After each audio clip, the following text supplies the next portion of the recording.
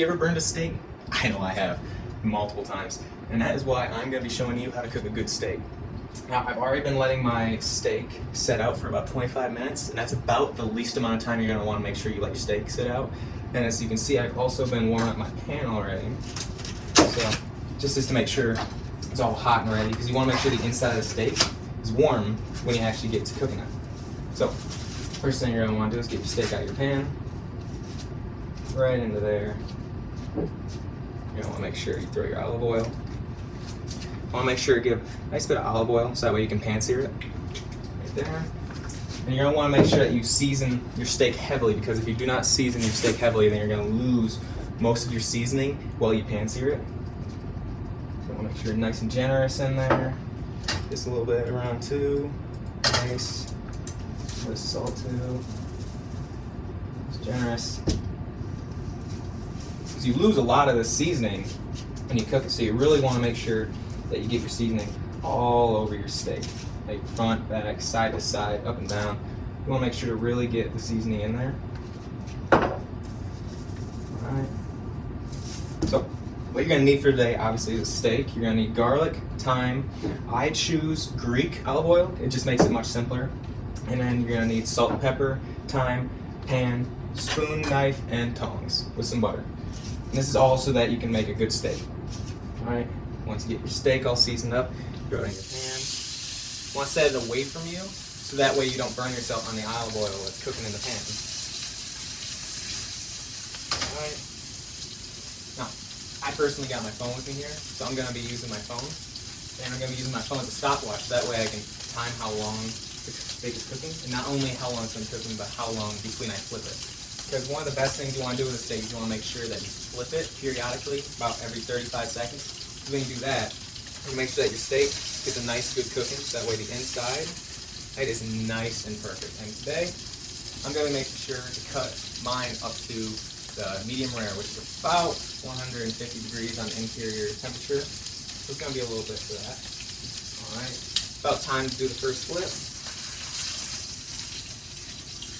Alright. Perfect. So you got your first flip done. Now, I'm just going to prepare a little early, but you're not going to need to use this for just a little bit, maybe another 2 flips, but I want to make sure you squash your garlic, so that way you get the juice from the inside of the garlic. It's nice and in the pan. Alright. Alright. I'm going to want to add that for just a little bit. And it's about time, I'd say, for your second flip.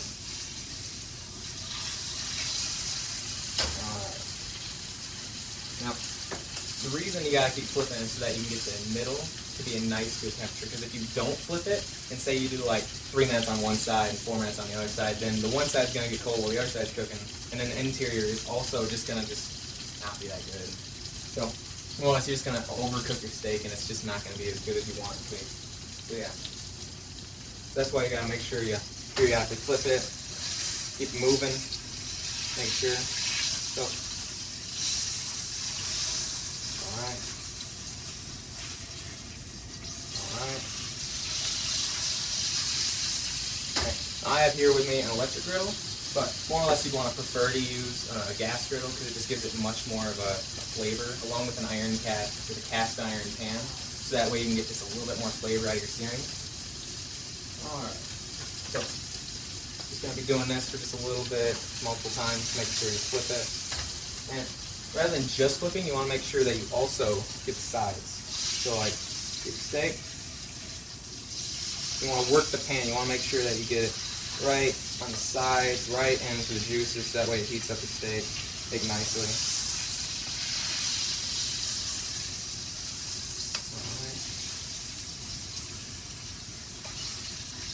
Alright. Get that side going. Alright. Time for a normal flip. Alright. So about 3 minutes in, so the steak's most of the way cooked. So by this time you want to make sure that you're adding your garlic, along with your butter that you cut up. You're going to want to make sure you use about a teaspoon and 3/4, I'd say. Is about ideal. Throw them in. With butter. Throw in your garlic. I'll make sure you're getting that all around. Alright.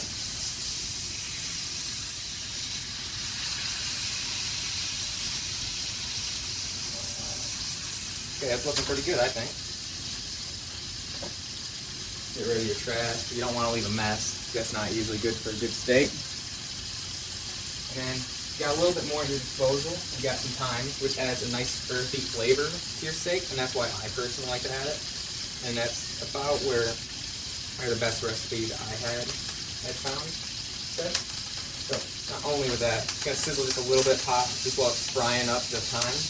You want to make sure that you get that butter all melted in there. Then you also want to make sure you baste your steak. You want to throw on all that on there, nice.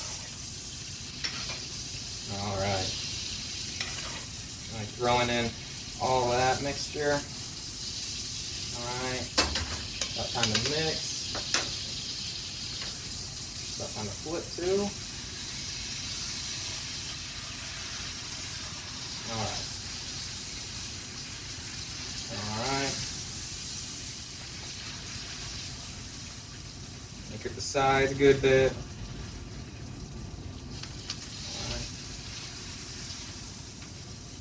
Make sure you get a nice good cook on those. Alright. Now, you're at the 5-minute mark, and this is about where I'd say you want to turn off your oven. And let it sit for just 1 second.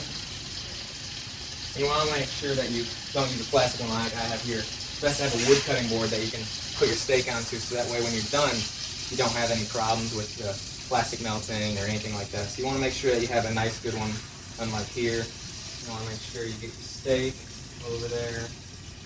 Grab a little bit of garlic, put it into it a little bit. Alright. Put garlic back in there. Alright. You're going to want to let your pan cool off for a long while. Alright, everything's set. It's not, the steak's been in there for about 6 minutes. You're going to want to make sure you just leave it. You want to make sure that you leave your steak out, because if you really just instantly start going right into it, then you're not going to have as good a cook. Now I'm just cutting it just to show you what the inside's like. Oh, beautiful. Alright. Now, that right there is a beautiful medium rare, and that's exactly how I like my steak. So there you have it, how to cook the best pan-seared steak to medium rare.